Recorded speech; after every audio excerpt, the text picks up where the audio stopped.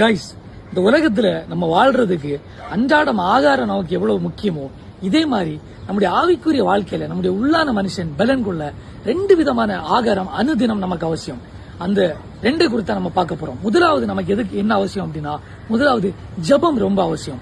Mark அதனுடைய 14:38 பார்க்கும் பொழுது ஆண்டவர் சொல்றாரு, நீங்கள் சோதனைக்கு உட்படாதபடிக்கு விழித்திருந்து ஜெபம் பண்ணுங்கள், ஆவி உற்சாகம் உள்ளதுதான், மாம்சமோ பலகீனம் உள்ளது அப்படின்னு. அப்போ கர்த்தராகிய இயேசு கிறிஸ்து நமக்கு என்ன சொல்றாரு அப்படின்னா, நம்ம சோதனைக்கு உட்படாதபடிக்கு ஒவ்வொரு நாளும் விழித்திருந்து ஜெபிக்கணுமா.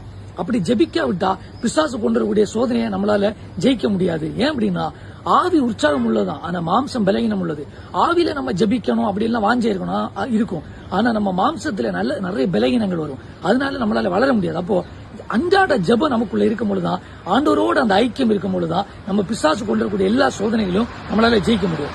2வது என்ன ஆகாரம் பார்க்கும் பொழுது அதுதான் தேவனுடைய வார்த்தை.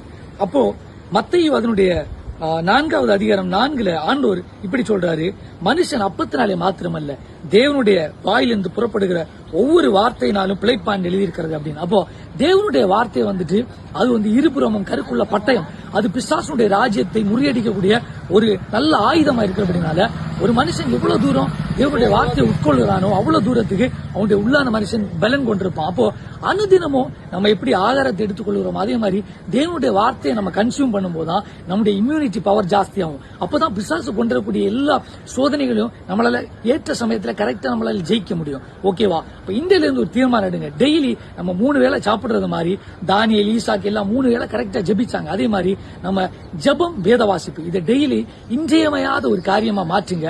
அப்போ உங்களுடைய வாழ்க்கையில தேவன் வல்லமையான கிரியை செய்கிறதையும் பிசாசுடைய காரியங்களை நீங்க ஜெயிக்கிறதையும் பார்க்க முடியும்.